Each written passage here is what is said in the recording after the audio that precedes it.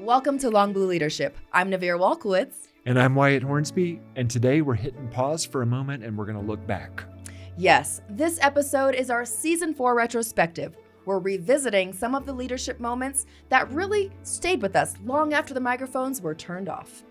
We went back through the season and selected 3 clips among many amazing ones, each from a guest who brought a different perspective on leadership, but all with a common thread, responsibility to people. Absolutely. We're going to play each clip. Wyatt and I will react to it and talk about why those still matter. And at the end of the show, we'll also look ahead. We've got upcoming guests to share and a couple of important changes and exciting changes to how Long Blue Leadership will be published going forward. Absolutely. So let's get started. All right, our first clip comes from Tanji Johnson Bridgeman, class of 97. Her episode stood out because of how she directly spoke about leadership being a daily practice. Now, as you listen, pay close attention to how she talks about the health of your mind, body, and spirit, and how those together form the foundation of great leadership. Let's play the clip.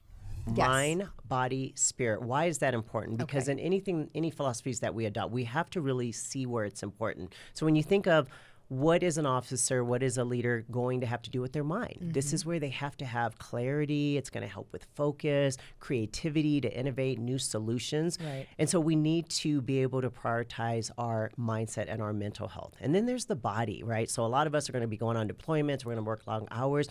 Our body is what's going to give us the fuel and energy and the stamina to get through a day. It's literally bringing our energy. And then you think about the spirit. And this one is really special, and it's probably the most neglected. So when you think about the spirit, this is where you're going to anchor in with your emotional health. What is your purpose? What is your why?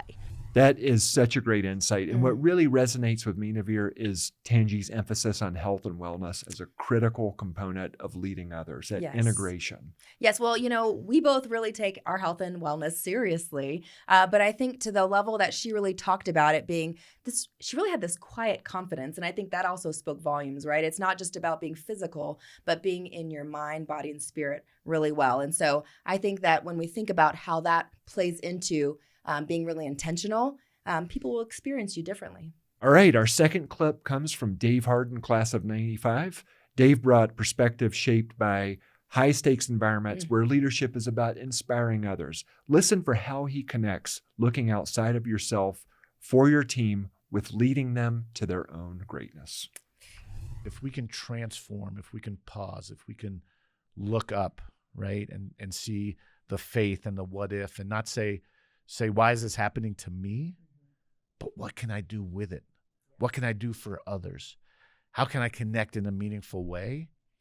You will transform your life, you'll transform your leadership, and you'll transform the people around you because they'll be inspired to be superheroes in their own right.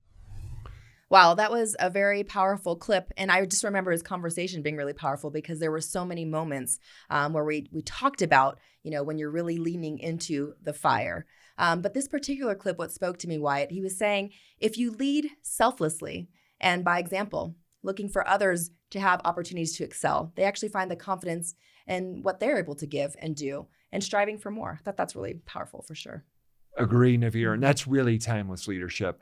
Whether you're leading in uniform or outside of it, people trust leaders who are present when it counts. Absolutely. And Dave really personifies that. Yes.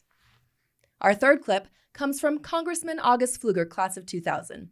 When we spoke with the congressman, he brought a unique perspective, one shaped by military service and now public service. His leadership journey didn't end when he took off the uniform, it simply evolved.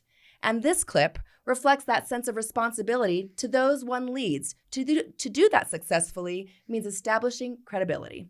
Let's roll the clip. Growing up professionally in a fighter squadron, there were 3 tenets that even though I didn't go to weapons school, they teach you. That's to be humble, credible, and approachable. I mean, think about that. Those are the core tenets of who our lead warriors are. And that is not what you see when you think of politicians. You think, well, they're braggadocious and annoying and, and I hope I don't fall into that category. I need to do some self-reflection every once in a while. But I've got a staff of almost 40 people, and I have 434 other colleagues that you have to work with. So you better believe that you've got to be humble, because there are people who are better than you in every category. You better believe that being approachable in this job is really important, because people are going to come to you and they're going to need something, or you're going to need something from them. And if you don't have the credibility of what you're talking about or what you're leading, then you're not going to get anything done. Great insights from the congressman. And that's really one of those leadership truths that carries across every domain for him now in Washington, D.C. And the congressman is reminding us that leadership doesn't start with a title. I really appreciated that. I think specifically when he said he had over 400 colleagues, that really stood out to me about not leading with a title, but really leading with your virtue and being there. And so I love the fact that he talked about earning trust, respect, and then with that comes credibility. And being approachable Being too. approachable, yes. And we see him doing that all the time. Indeed. All right, so let's look ahead. As we close out this retrospective, we also want to take a moment to look forward. But before we look forward, let me just say that these were 3 conversations among so many great ones in season 4. It was hard to choose, wasn't it, Wyatt? It was so hard to choose. And we encourage you, if you have not listened to all of season 4, check them out, because there's so many wonderful guests. And Yes. Naviere, thanks for the great job you did hosting those conversations. Always this my season. pleasure. Always my pleasure. In fact, gosh, going back, I think all the way to season 1, there's always someone, a guest, that our graduates and other listeners and gosh, our viewers can really resonate with. There's some wonderful leadership lessons out there. And easy to find. You can get our episodes anywhere you get your podcasts. Yes, we have some outstanding guests coming up. These are leaders from across different fields, and we're excited to bring them into our Long Blue Leadership conversation. And we also want to share a couple of important and very exciting changes to how Long Blue Leadership will be published. Yes, we are moving away from seasons and we're shifting to biweekly, year-round release schedule. This is so you get Long Blue Leadership all the time, year-round, right to you where you are. Very exciting. And that means more consistent leadership conversations, no long breaks, just ongoing dialogue. Naviere. Absolutely. You just go to longblueleadership.org to find your Long Blue Leadership conversation. So going forward, we'll publish our annual retrospective released each December, a dedicated moment where Wyatt and I come together to reflect on the leadership lessons we heard throughout the year. Very exciting. And season 4 reminded us that leadership isn't about having all the answers. It's about showing up with intention and care, being humble, being approachable, and putting others first. We're grateful to every guest who shared their perspective and to you for being part of this incredible community. And Naviere, while we're at it too, let's go ahead and thank Ted, our incredible producer of Long Blue Leadership. Thanks, Ted. We appreciate you so much. This doesn't happen without your magic, so thank you very much. Yep, thank you, Ted. And everybody, thanks for listening. I'm Wyatt Hornsby. And I'm Naviere Walkewicz. We'll see you on Long Blue Leadership.